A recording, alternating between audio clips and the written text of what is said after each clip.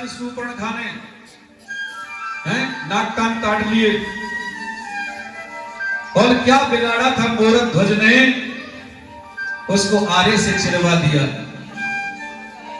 अरे जिसने भी उससे प्रेम किया है, जिसने भी उस कृष्ण के साथ में मित्रता की है, उसी ने उसी को छला है। उसकी यारी में, उसकी मित्रता में किसी ने आज तक सुख नहीं पाया। ओ तेरी यारी में मुरारी सुख ना पाया, ओ तेरी यारी में मुरारी सुख ना पाया, तेरी यारी में मुरारी सुख ना पाया, यारी में मुरारी सुख ना पाया, तेरी यारी में मुरारी सुख ना पाया, ना पाया सुख ना पाया, तेरी यारी में मुरारी सुख ना पाया, तेरी यारी में मुरारी सुख ना पाया।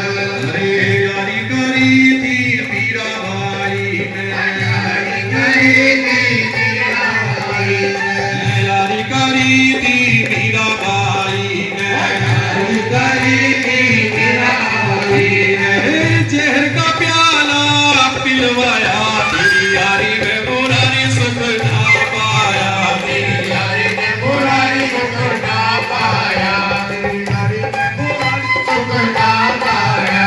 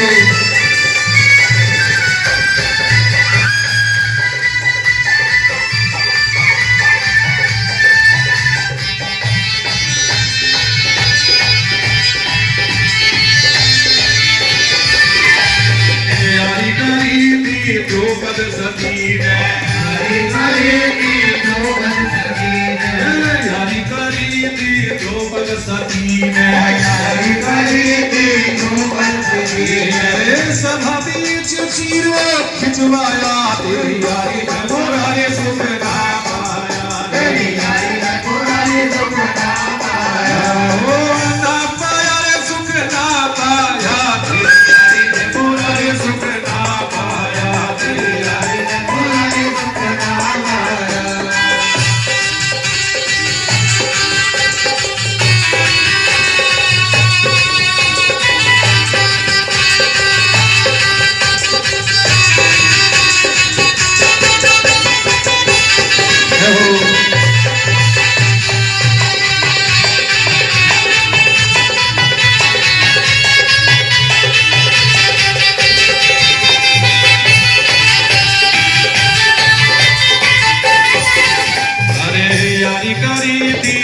अर्जुन भगत ने, यारी करी थी अर्जुन भगत ने, यारी करी थी अर्जुन भगत ने, यारी करी थी अर्जुन भगत ने, भाई के हाथों करना मरवाया, तेरी यारी में मुरारी सुख ना पाया, तेरी यारी में मुरारी सुख ना पाया, ना पाया रे सुख ना पाया, तेरी यारी में मुरारी सुख ना पाया, तेरी यारी में मुरारी सुख ना पाया। यारी करी थी प्रहलाद भगत ने, यारी करी थी प्रहलाद भगत ने, यारी करी थी प्रहलाद भगत ने, यारी करी थी प्रहलाद भगत ने, कर्म खंभे से काया, तेरी यारी में मुरारी सुख ना पाया, तेरी यारी में मुरारी सुख ना पाया, ना पाया रे सुख ना पाया, तेरी यारी में मुरारी सुख ना पाया, तेरी यारी में मुरारी सुख ना पाया।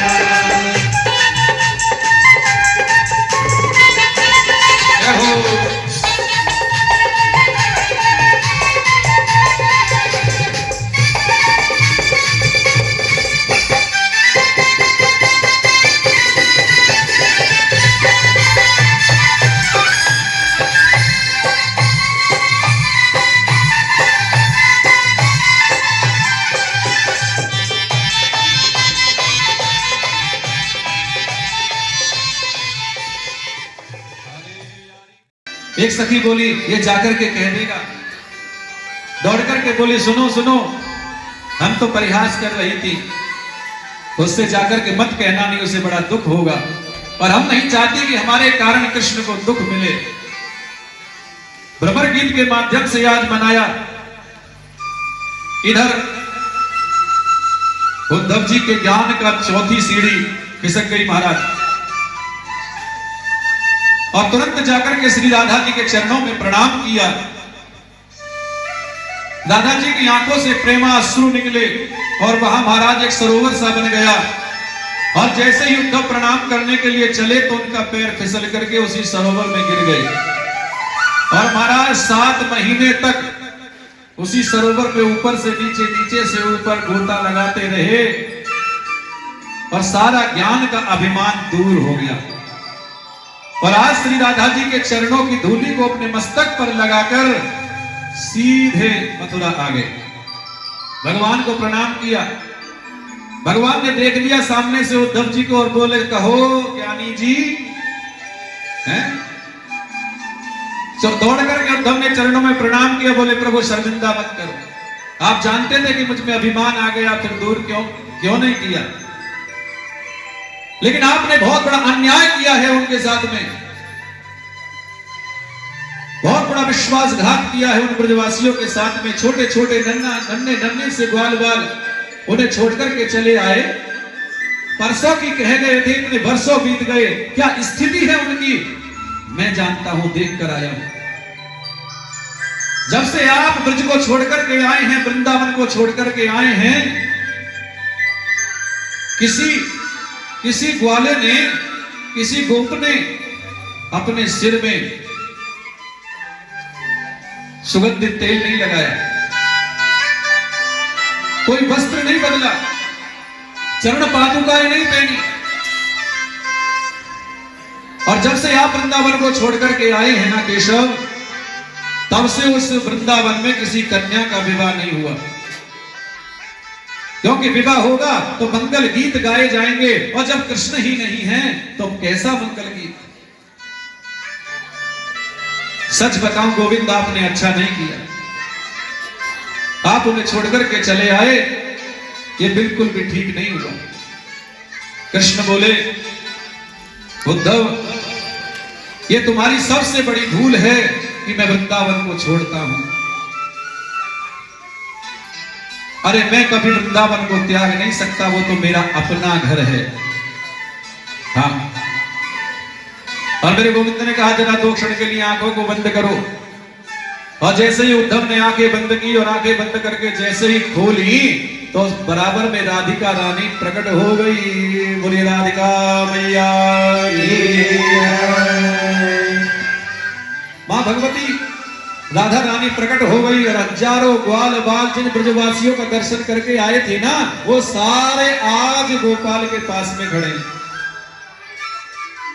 और यहां तक कि नंद बाबा और नंद बाबा की धर्म पत्नी माता यशोदा भी आज गोविंद के पास समीप में है। हे राधा माधव हे कुंज बिहारी, हे राधा माधव हे कुंज बिहारी, हे राधा माधव हे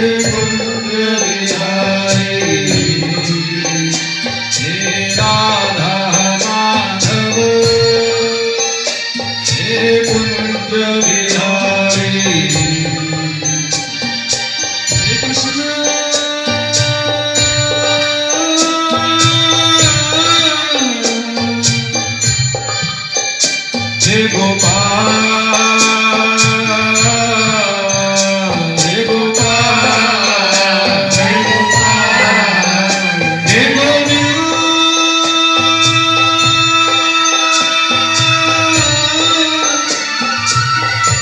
हे गोपाल, हे गोपाल, हे गोपाल माधव, हे कुंज बिहारी, हे राधा माधव, हे कुंज बिहारी।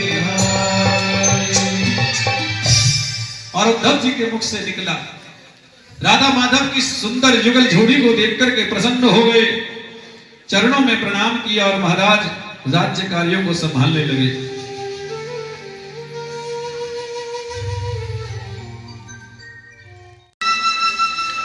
नमस्यो त्वांबिके भीक्षणं स्वसंतानयुतां शिवा, भूयात् पतिर्मे भगवान कृष्णस्तद अनुमोदिता।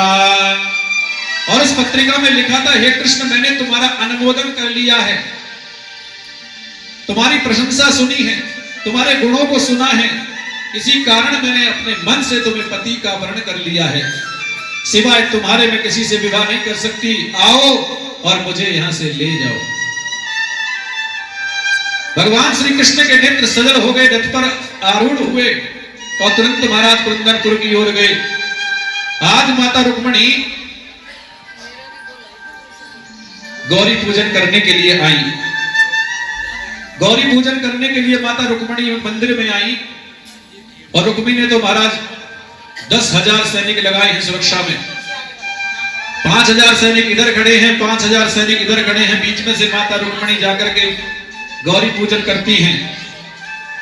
और हुआ क्या, मूर्ति के पीछे से निकल करके कृष्ण आ गए। हाँ, और महाराज यूं घूम करके मंदिर के मुख्य द्वार पर आ गए और 5,000 सैनिक इधर खड़े हैं, 5,000 सैनिक इधर। और जैसे ही महाराज सैनिकों के भीड़ के बीच में से निकले तो सैनिक तो उन्हें देखते ही रह गए। और सैनिकों के बीच में खड़े हुए कन्हैया थोड़े से मुस्कुरा गए। हाँ, थोड़े से मुस्कुरा गए। एक सैनिक बोला, आहा कितना सुंदर मुस्कान है, कितनी सुंदर पीतांबरी है, देखो कितना सुंदर लग रहा है, कौन है ये नवयुवक? दूसरा सैनिक बोला, अबे तो पीतांबर देख रहा है, करगनी देख। तीसरा सैनिक बोला, करगनी मत देख, इनके सर पे जो मोर मुकुट है ना उसे देख, कितना अच्छा लग रहा है। चौथा सैनिक कहने लगा, आहा देखो कितना सुंदर मतवारी चाल है, चलता है तो ऐसा लगता है जैसे कोई हाथी चल रहा हो। पांचवा बोला, चरण पादुकाएं देख कितनी सुंदर लग रही। और महाराज धीरे धीरे कृष्ण जाकर के रुक्मणी जी के बिल्कुल बराबर में जाकर खड़े हो गए और रुक्मणी जी का हाथ पकड़ा, रथ पे बिठा लिया। एक सैनिक बोला, आहा कितनी सुंदर जोड़ी है दोनों की, हैं?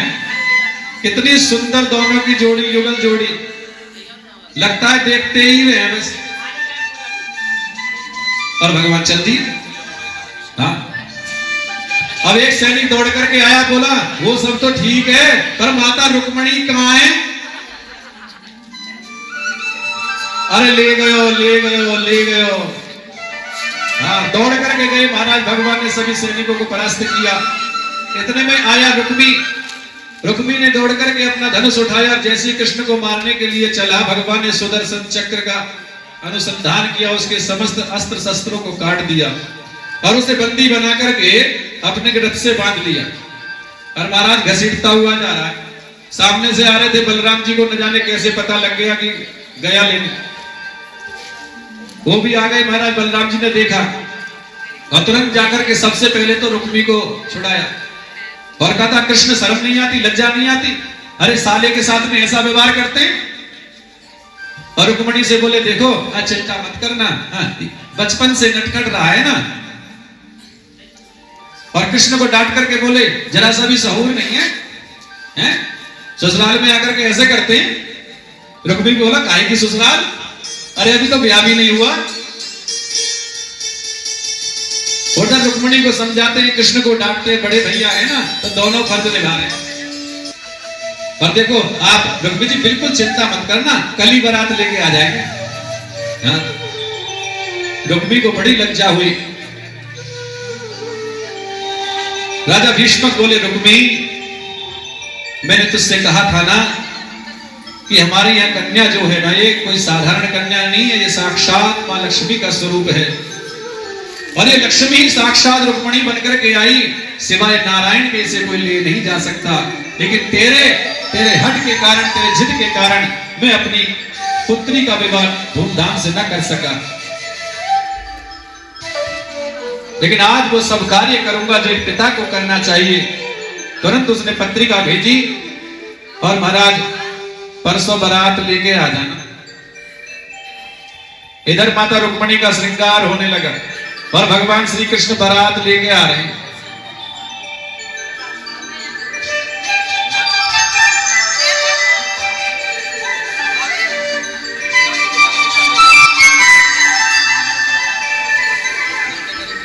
बोलो जय श्री कृष्ण। हाँ, तो माता रुक्मिणी का श्रृंगार हो रहा है और इधर भगवान श्री कृष्ण सज रहे हैं। और ये तो ऐसे नटखट हैं, अपने ही विवाह में नाच लेते हैं। एक तो भोले बाबा और एक ये कृष्ण, दोनों एक जैसे।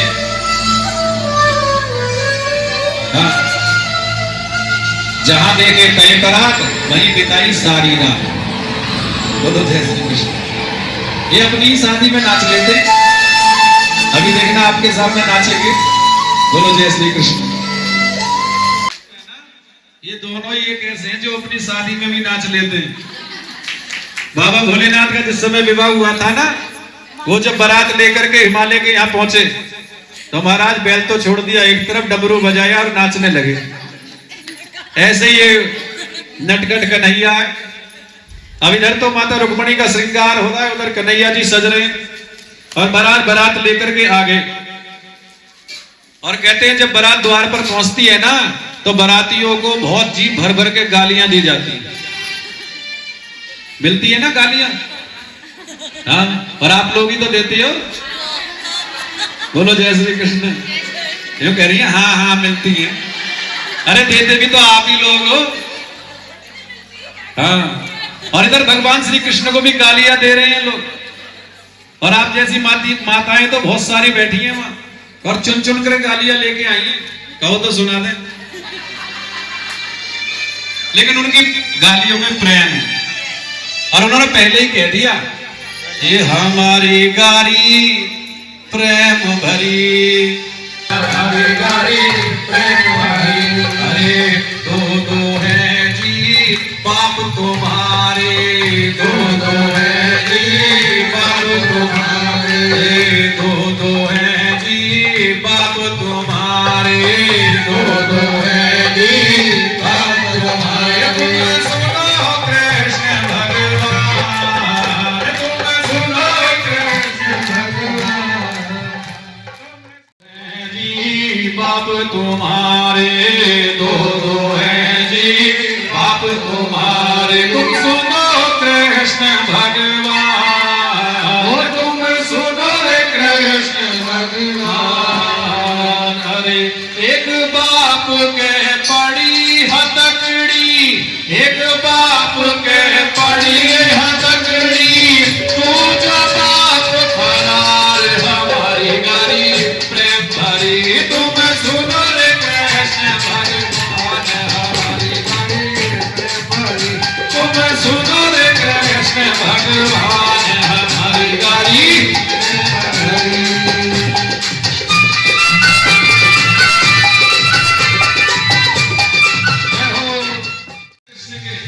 और वो कह रही है छुट्टी हुआ है आपकी, छुट्टी हुआ है आपकी। तुम सुनो कृष्ण भगवान, तुम सुनो कृष्ण भगवान। अरे छुट्टी हुआ है आपकी,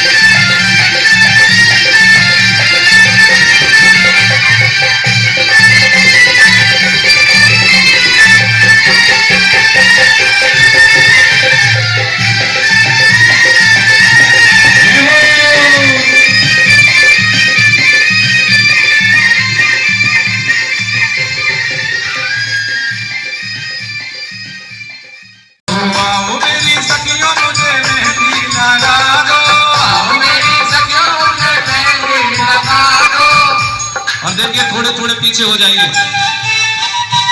मुझे तो लग रहा है कि जैसे यहीं गिरेंगे ऊपर ही। हाँ मुझे बहुत डर लगता है जी, सही बताऊं।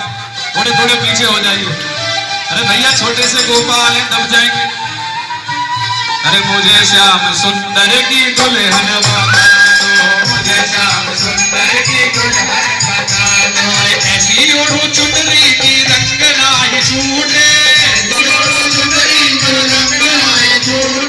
ऐसा वरु दूल्हा जो कबहू न रूठे, ऐसी ओढ़ो चुनरी की रंग नाई छूटे, ऐसा वरु दूल्हा जो कबहू न रूठे।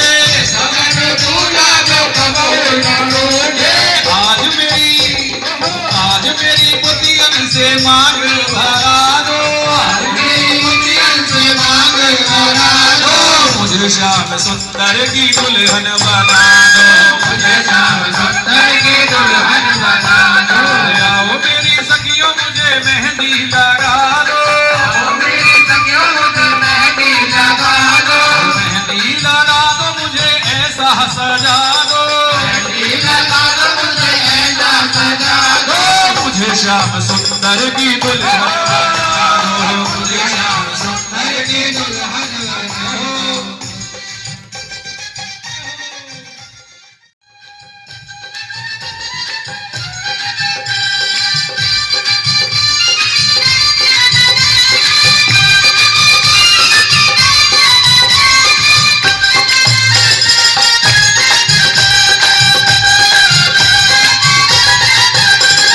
भक्ति का सुरमा मैं आंख में लगाऊंगी, भक्ति का सुरमा मैं आंख में लगाऊंगी, भक्ति का सुरमा मैं आंख में लगाऊंगी, भक्ति का सुरमा मैं आंख में लगाऊंगी।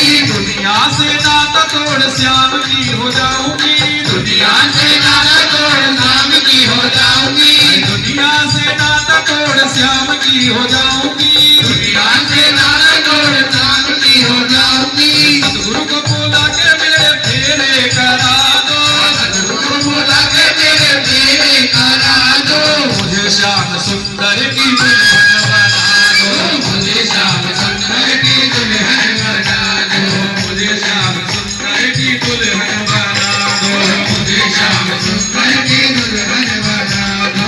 आओ मेरी सखियों मुझे मेहंदी लगा दो, मेरी सखियों मुझे मेहंदी लगा दो, मेहंदी लगा दो मुझे ऐसा सजा दो, मेहंदी लगा दो मुझे ऐसा सजा दो, मुझे श्याम सुंदर की दुल्हन बना दो, मुझे श्याम सुंदर की दुल्हन बना दो।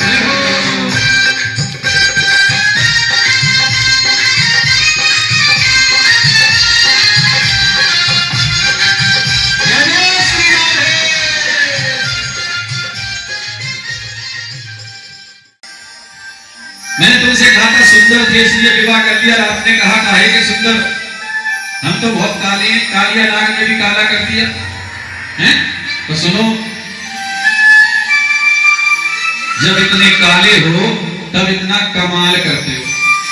हाँ, और अगर गलती से गोरे हो जाते न जाने क्या करते हो। यदि गोरे होते तो जाने क्या कर जाते, ओ यदि गोरे होते तो जाने क्या कर जाते, यदि गोरे होते तो जाने क्या कर जाते, यदि गोरे होते तो जाने क्या कर जाते, यदि गोरे होते तो जाने क्या कर जाते, यदि गोरे होते तो जाने क्या कर जाते, यदि गोरे होते तो जाने क्या कर जाते।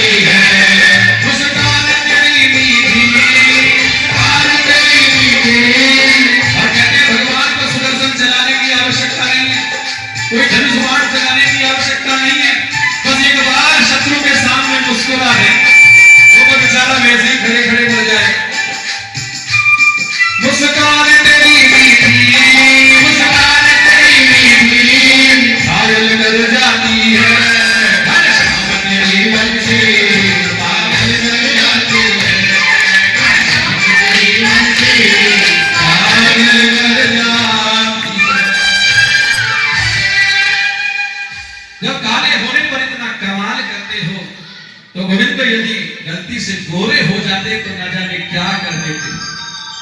और ब्रज के संत कहते हैं, नंदलाल अगर तुम होते लली, नंदलाल अगर तुम होते लली, तो गले कट जाते करोड़न के। हाँ महाराज, ये जो कन्या है ना, नवीमुखी सुंदरिया छत से गिर जाती, मर जाती, और पता ना कितने लोगों के तो गले। नंदलाल अगर तुम होते लली, तो गले कट जाते।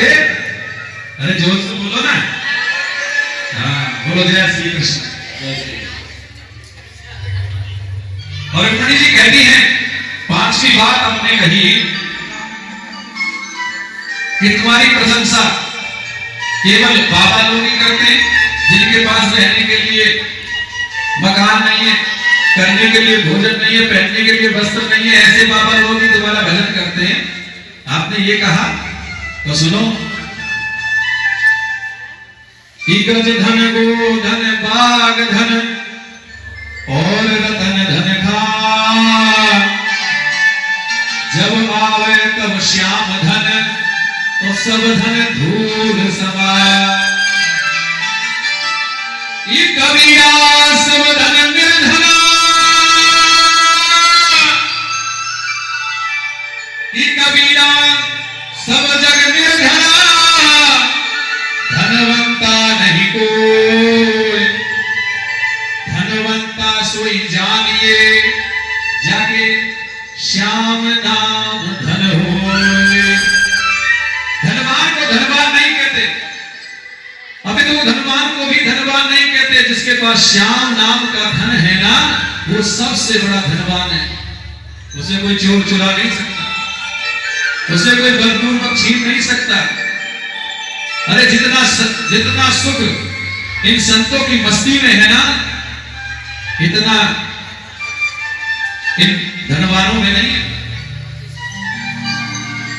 पर मीना ने तो सब कुछ छोड़ दिया और केवल एक ही बात कही, पायो जी मैंने राम रतन धन पायो, पायो जी मैंने राम।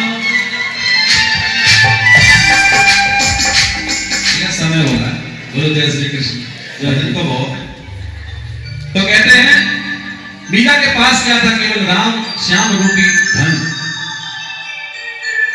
इतना बड़ा साम्राज्य मीरा ने एक पल में त्याग दिया और सीधे वृंदावन आ गई, उनसे गोविंद की प्राप्ति हो गई। हाँ, एक बात, संसार की जितनी भी चीजें हैं, गोविंद मैं आपको बता दूं, संसार की जितनी भी चीजें हैं सब बिगड़ने वाली हैं। धन को कमाने में तकलीफ, धन को खर्च करने में तकलीफ, और इन दोनों से भी ज्यादा तकलीफ है धन की सुरक्षा करने।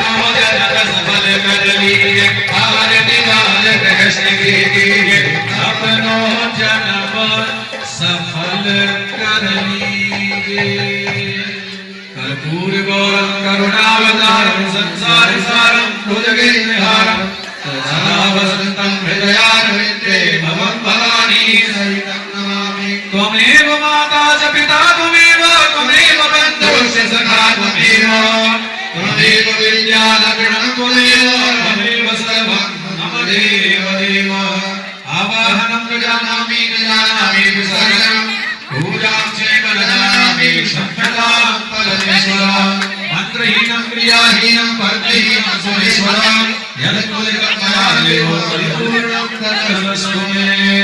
श्री बालकृष्ण लाल की नाना सुगंध पुष्पाणि यथा कालो भवानी च पुष्पांजलिर्मया दत्ता नाड़ परमेश्वर